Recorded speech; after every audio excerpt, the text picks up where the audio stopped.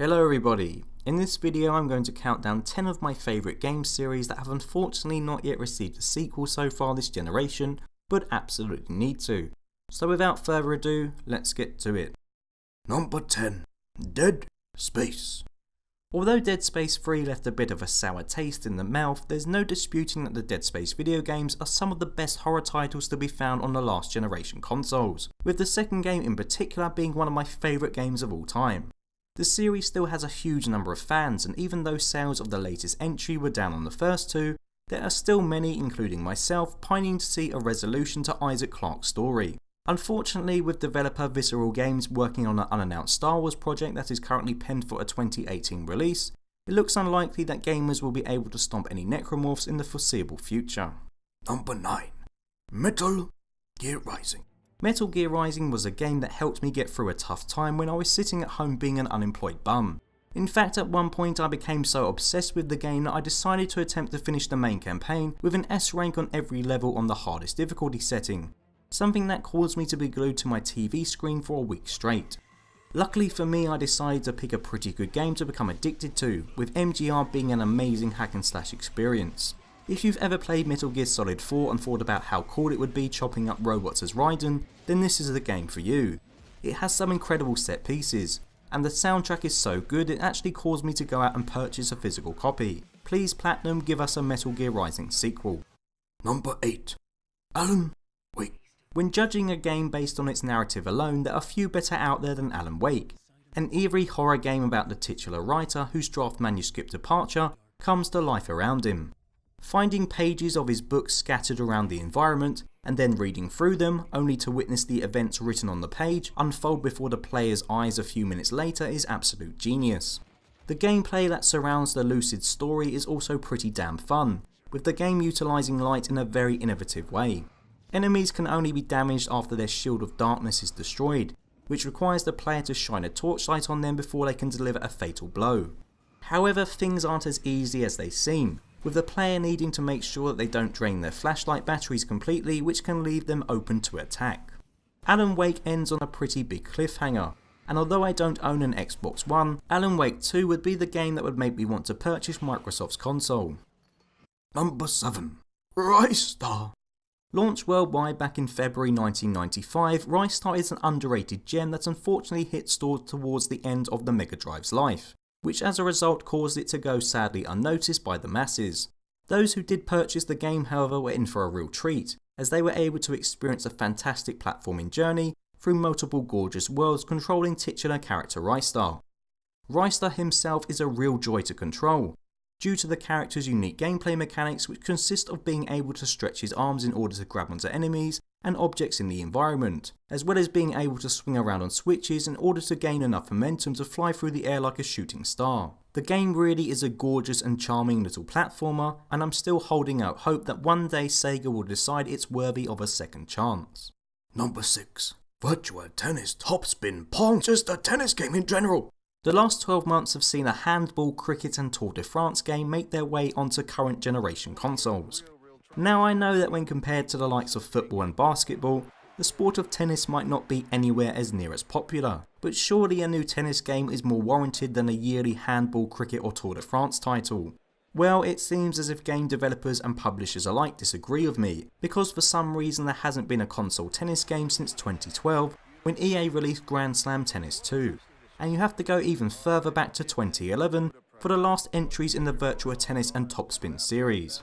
Personally, although I didn't think Grand Slam Tennis 2 was that great, I enjoyed both Topspin 4 and Virtua Tennis 4, and it's weird that both these franchises have seemingly disappeared off the gaming map completely. It's been nearly 6 years since I played a simulation tennis game, and I'm hoping that I don't have to wait 6 more. Number 5. Soulcalibur. I'll be the first to admit that Soulcalibur V was a bit crap. The story mode is a joke, and the game discarded some of the franchise's most well-known and adored brawlers, only to replace them with new characters who are poorly designed and too similar to one another. Despite this dodgy entry, the 4 other Souls games are brilliant weapon-based fighters. It's strange that there hasn't been a follow-up to 5, especially seeing as fighting games seem to be enjoying a bit of a renaissance on current-gen consoles, with the likes of Street Fighter, Mortal Kombat and Tekken all making an appearance. Bandai Namco did publish a video commemorating the 20th anniversary of the Soul series last year, with many hoping an announcement would be made shortly after, though sadly as of yet there's still no news concerning the future of this once beloved fighter. Number 4. Metroid. Despite having a relatively small library of games, the Wii U is home to a lot of titles which cover a huge variety of Nintendo IPs, including the likes of Zelda, Mario, Star Fox, Pikmin and Pokemon. However, perhaps the most noticeable absentee along with F-Zero is the Metroid series, which is nowhere to be found on the soon-to-be defunct device. It's been 10 years since Metroid Prime 3 and 7 since Other M, but currently there is still no news regarding a new Samus adventure. Despite not being a huge fan of the Wii U gamepad, I always thought that if Nintendo were to release a 3D Metroid game for the console, the gamepad could be used to great effect as Samus's visor, and allow the player to scan objects and enemies found in the environment. In addition, having a second screen as a map would prove to be very helpful, but alas it just wasn't meant to be. With the Switch launching in a few weeks, Metroid fans will be hoping that the series makes a return at some point on Nintendo's new console. Number 3. Sonic Generations. Oh Sega. It took you over 10 years to make a decent 3D Sonic game in the form of Generations, and then what do you do after? Follow it up by releasing Sonic Lost World and Sonic Boom. Oh dear. Sonic Generations was the game when Sega finally cracked what it is that makes a great 3D Sonic game. It appealed to long-time fans as well as the new generation, get it? And unlike a lot of the other awful adventures that the Blue Hedgehog has been on, it received critical praise. So you'd think the obvious thing to do would be to make a sequel, but as of yet it hasn't happened. However, unlike a lot of the other titles in this list, there is a distinct possibility that we could see a Generations sequel or something similar pretty soon, as Sega are currently working on Project Sonic 2017, a game which will feature like Generations both modern and classic Sonic. Fingers crossed for Sonic Generations 2. Number 2. Lumines, that game. Lumines anyway. Whatever it's actually called, it's a brilliant puzzler that I would say is on par with the genre behemoth Tetris. The last retail game to be released in the series found its home on the PS Vita, and was one of the few games that I had for the handheld in the short time I owned one before selling it. I found it to be a fantastic and highly addictive experience that seamlessly blends music and gameplay, and I lost many an afternoon to it chasing a high score.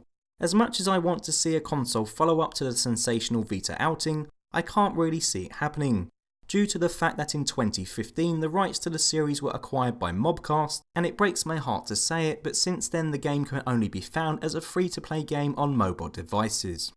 Number 1. Max Payne.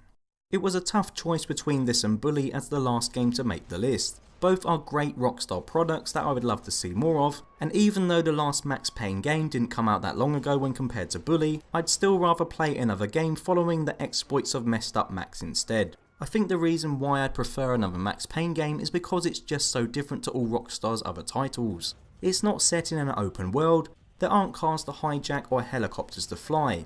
Instead it follows the exploits of a guy with a tragic backstory who dives around in slow motion shooting people in the head whilst popping painkillers. What's not to like?